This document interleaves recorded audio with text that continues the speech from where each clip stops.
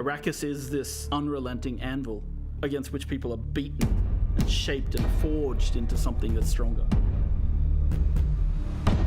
There's something very spiritual about that sand, which on the surface is really nothing, but underneath has a really diverse biological backstory.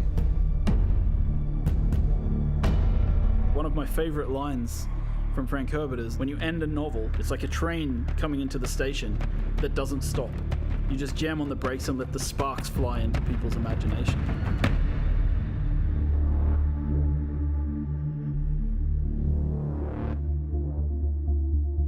Arrakis is a test, is what the Fremen say. And the player comes right into the heart of that test. Dune Awakening is a survival game at the base level. And it begins like a traditional survival game, you know, like you're looking for water, you're looking for shelter. You know, where will you find water in the desert? Will you take it from others? So when we talk about survival, sure, we start with the basic kind of survive. And then when you've survived long enough, it's now time to think about political survival and how you progress within the universe. The approach we take when building a world like Arrakis is we kind of have to think about where are the stark lines and how do we draw these epic spaces? How do we make them feel huge and the player feels dwarfed by everything they see around them? The intention was every time we saw the desert, it was highly brutal, and if you went out into the desert without the right protection and without the right knowledge, that it was sure death. If we looked at references from some of the hottest deserts in the world, the visuals that we saw from those deserts weren't enough. We needed this world to be even harsher.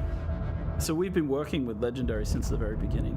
They've been very generous with sharing with us assets from the film and allowing us to see things from the film and allowing us to really understand the vision that Denis Villeneuve has for the world and his characters and the way he's grounding Arrakis. But of course, a game is a much larger scale, so we need to expand upon that vision. We have our own army of concept artists who are sending things back and forth with Legendary all the time. One of my best moments on this project so far actually was I got to go and visit the set of the first film with a group of the people from Funcom, the art directors, the lead artists, and we got to walk around in the actual sets that they had built in classic old school set building, massive palaces, and we got to look at the ornithopters from the inside and the outside, right? We got to walk around them and get a sense of their scale. Well, I think what they had done really well is they'd been quite inspired by the world that we had built in Dune Part 1. Now, on a film, you're sort of led on a journey by the director and by the script, whereas in a game, you have the opportunity to sort of create your own narrative and create your own journey. The most exciting aspect for me is the fact that you can take what you've enjoyed and loved and you can build your own stories and your own places. And that to me is the ultimate goal, is to have, you know, complete control. Using Unreal 5 to create a game is obviously one of the better choices. Unreal 5 gives us flexibility through the blueprinting system. It allows us to handle amazing graphics through the rendering system, the lighting system such as Lumen. Lumen technology allows proper light bouncing. If I had to say one thing in the game that really benefits from Lumen, it's player crafted spaces. In our case, it's like you build a room and you place a window, and the window lets in natural light, and the light will fill the room in a way that feels real. And that technology hasn't existed before. Before Unreal 5, in the olden days, you had to use what we called the LOD system. And that meant that you had to create assets at different LOD levels, so it doesn't slow down everybody's computer. With Unreal 5, we have this new technology called Nanite that breaks things down into the right amount of polygons at the right distance. So for us, as a company, this has made an amazing difference to the visual detail of the world. It allows us to create one really amazing looking cliff piece, for example, and then doesn't matter how far away or how close we place it, it performs well and it looks great. Where Unreal worked for us on Dune was that it was a fantastic pre-production and planning tool. On Dune Part 2, we had some very complicated scenes, and we were able to previs all the way from Budapest what the light was going to be doing well in advance. It's the only tool that I've used, I would say, in my 25 years of shooting that is able to be used across a wide spectrum of films by different types of filmmakers. The most iconic creature in the Dune universe is the sandworm of Arrakis. And so we've tried to represent this in the game in multiple ways. So as a player, your first step's on the open sand. you hear the hiss of the sand in the distance as a sandworm begins to move towards you.